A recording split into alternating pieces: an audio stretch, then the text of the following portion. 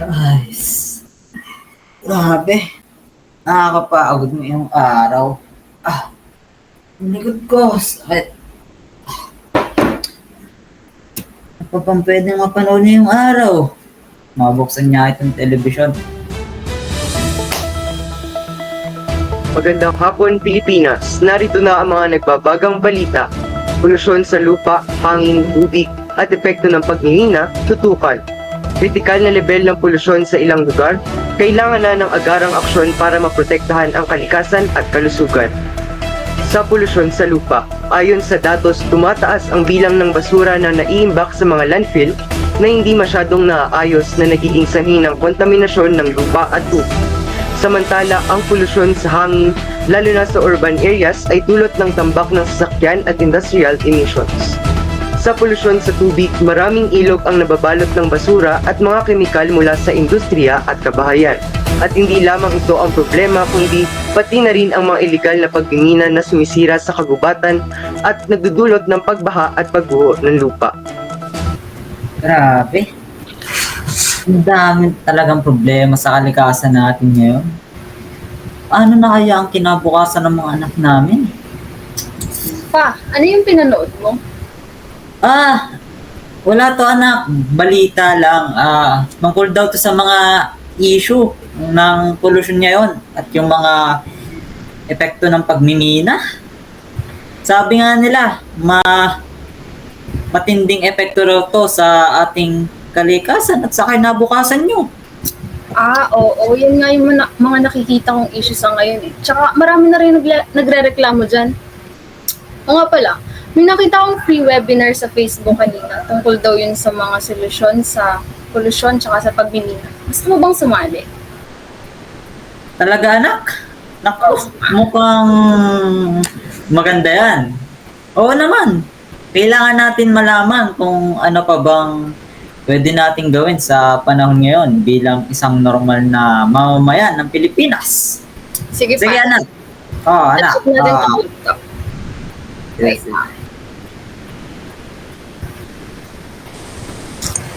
Magandang araw po sa inyong lahat. Salamat po sa inyong pagsali sa aming webinar tungkol sa mga solusyon sa polusyon at pagmimina sa Pilipinas.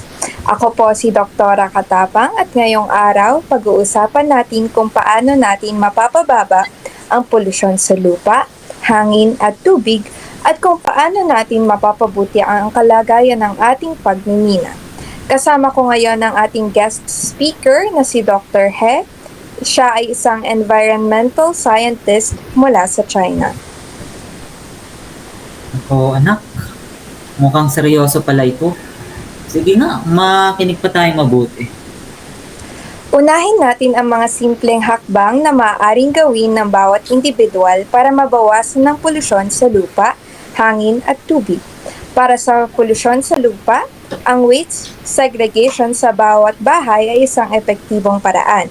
Ang composting naman ng biodegradable waste ay makakatulong din para hindi ito napupunta sa mga landfills.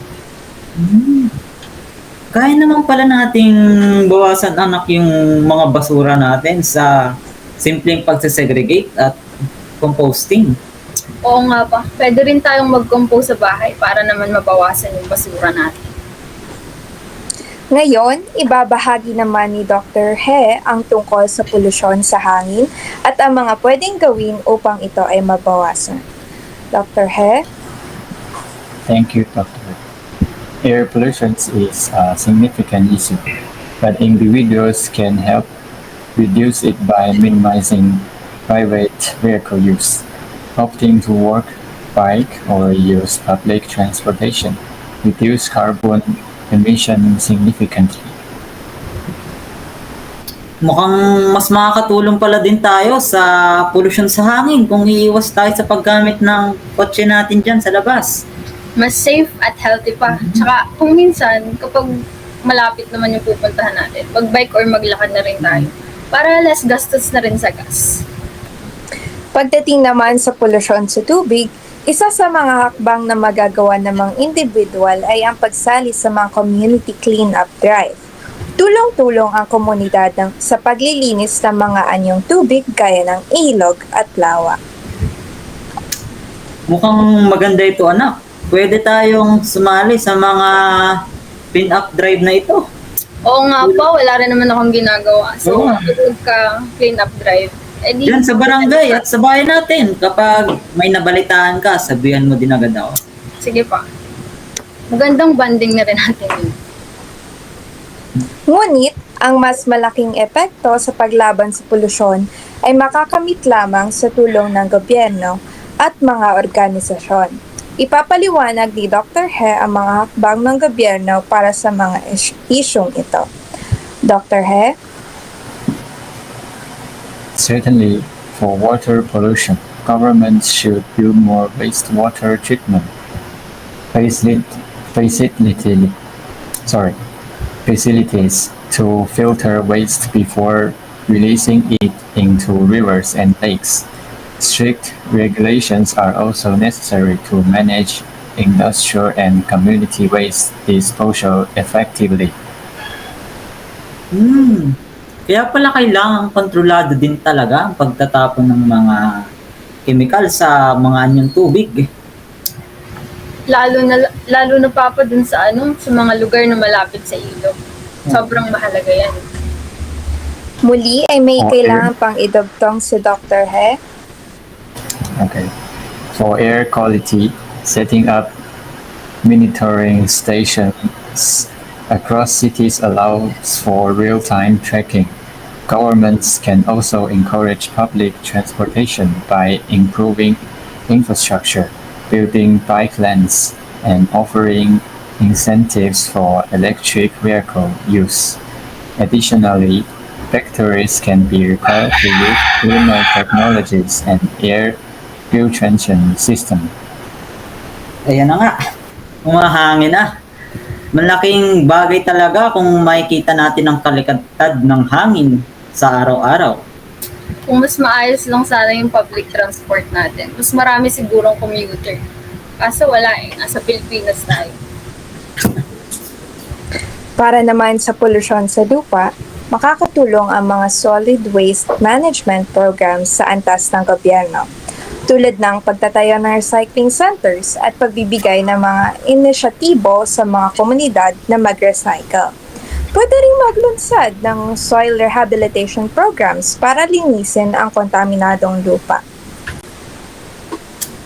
Dapat talagang seryosohin ng pag-manage ng mga solid waste na iyan. Oo pa, may domino effect kasi yan. So, dapat sa bahay pa lang, okay na yung pag-manage natin ng mga solid waste. Sa pagmimina naman, kinakailangan ang mas mahigpit na regulasyon at pagsubaybay sa mga minahan.